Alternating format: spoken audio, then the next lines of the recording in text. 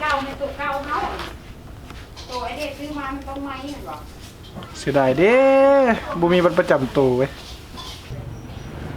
เฮ็ดหยังช่วยเฮ็ด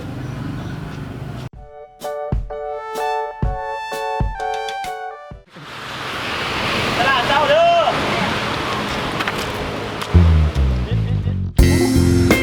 ถ้าสวยสิเช้าตกฝนย่างไว้เนี่ยมันฝนสิตกอีกจังหน่อย กะก้างนี่กูในแม่ โอ้ตกสูงห่างคนไว้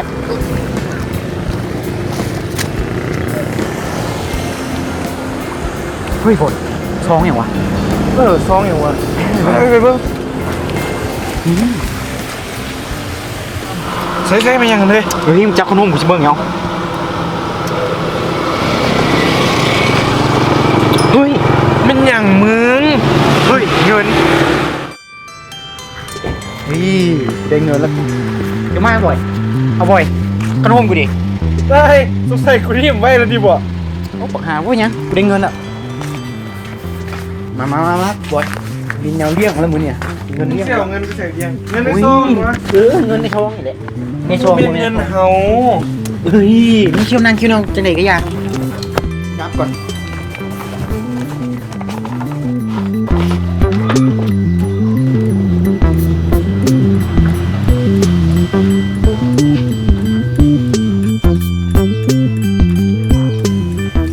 คนละ500,000เนาะ 500,000เนี่ยมันบ่แม่นเงินเฮา โอ้ยมึงจะโอ้ยเป็นคนดีนะมึงเนี่ยคน500,000แฟร์ๆว่าแม่เงินเฮารักเฮาได้มามึงอีก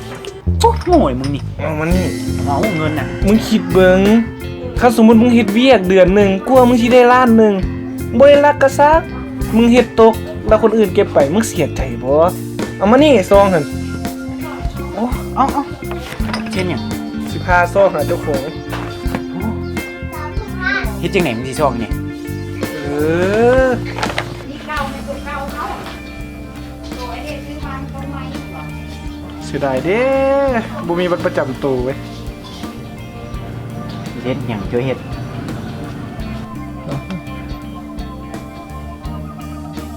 เฮ้ยสิ่งเบอร์โทรมันเท่าไหร่ก่อน 5951 5359 ถ้าหากสิมีคนโทรหา โค้งนั่นนะ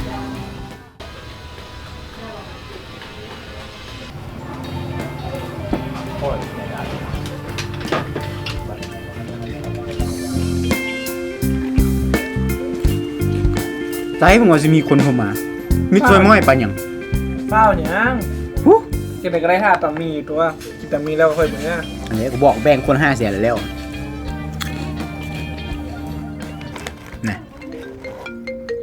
นะมันไม่โทรมาแม่เราประจักษ์นี่ครับบอก ขับรถนะ ฮัลโหลแม่นแล้วเขาอยู่บ้านโนนสะอาดหูจักวะจะสิออกมาแม่นบ่ประมาณ10 นาทีเนาะโอเคเจอกันซะนะมาแล้วโทรหาเด้อโทรหาอีกฮอดแล้วนะ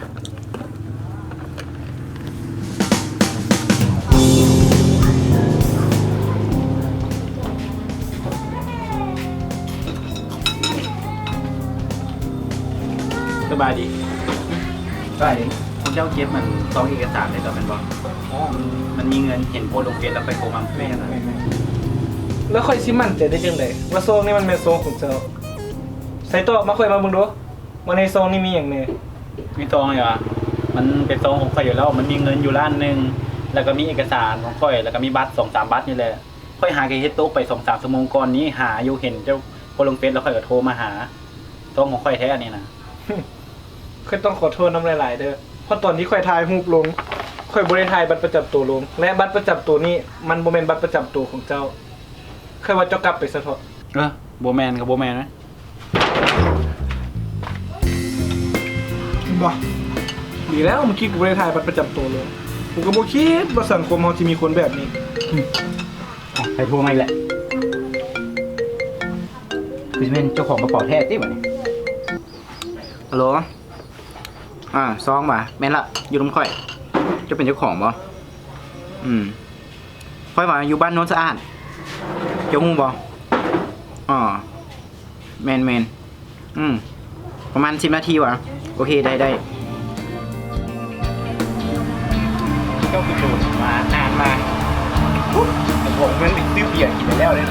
ใจเย็น มึงใจเย็นตลอดมึงเลยโอ้ใจห้อนเห็นมึงเลยโอ้ห้อน เรื่องเรากันทางมาแต่ว่าฟ้า บ่ตามมีกับมือแต่หนึ่งเดือนจะนั่นี่ สบายดี ไปแล้ว จุ๋ยพวกเจ้ามันคนที่เก็บเอกสารข่อยได้บ่แม่นบ่ แม่ แล้วข่อยขอเบิ่งได้บ่ว่ามันแม่นข่อยแท้บ่เพราะว่าข่อยเห็นพวกเจ้าส่งลงแอปFacebook ขนาดข่อยเห็นแล้วมันถูกทุกอย่างเลย มันมีอย่างนี้ในซอง โอ้เงินข่อยมี1 ล้านเนาะแล้วก็มีบัตรต่างๆโดยเฉพาะเป็นบัตรประจำตัวแล้วก็บัตร ATM วีซ่าข่อยก็เป็นเอกสารในเรื่อง มี นี้ เงินของเราเลยมีเงินของเราเลยบริจาคบัตรประจำตัวไป ส่วนทุกอย่างที่ข่อยเบิ่งมันแม่นทุกความจริงทุกอย่างเลย คนเดียวกันเลยเว้ย แม่นแล้วตัวข่อยหาไปเฮ็ดเนี่ยตอนนั้นคือรถเมล์ ซองเอกสารนี่ก็แสดงเป็นของเจ้าเลย เฮ้ยขอเบิ่งเอกสารครับอย่างก็ได้ว่าครบตรงนี้ว่าบัตรอย่างกับผมเบิ่งว่าครบจ่ายได้นี่ที่มีคนแบบพวกเจ้าที่นี่นะในสังคมเขาเนี่ยว้าวถือว่าเป็นการตอบแทนน้ำใจขอมอบเงินจำนวนนี้ให้ทั้งสองได้บอก แล้ว เอาไว้แล้วอ่ะเอาไว้เนาะเอาไว้ซะเนาะมีบอกว่าเป็นหยังเพราะว่าบัตรนี่นะมันสำคัญเท่าชีวิตเลยได้เนาะคันเฮาเฮ็ดเสียนี่นะดีใจหลายที่ได้พวกน้องที่มาช่วยสิเนาะเพราะว่าบัตรทุกอย่างครบเลยกะคนในสังคมเฮาเนาะมันคนชั่วนี่หลายเนาะอ้ายก็บ่อยากจะเสียแต่ว่ามีคนดีแบบพวกน้องสินะโอ้ยคนดีใจแหล้วเนาะเดินข้างหน้าคันเพชรจังซี่ก็พี่ก้มดีต่อไปเห็นบ่ดีแหละอ้ายสิได้กลับก่อนบัดนี้นะพี่ได้ก็อย่าลืมเนาะให้ก้มดีต่อไป โดยว่าเป็นยังไง เจ้านะกลับบ้าน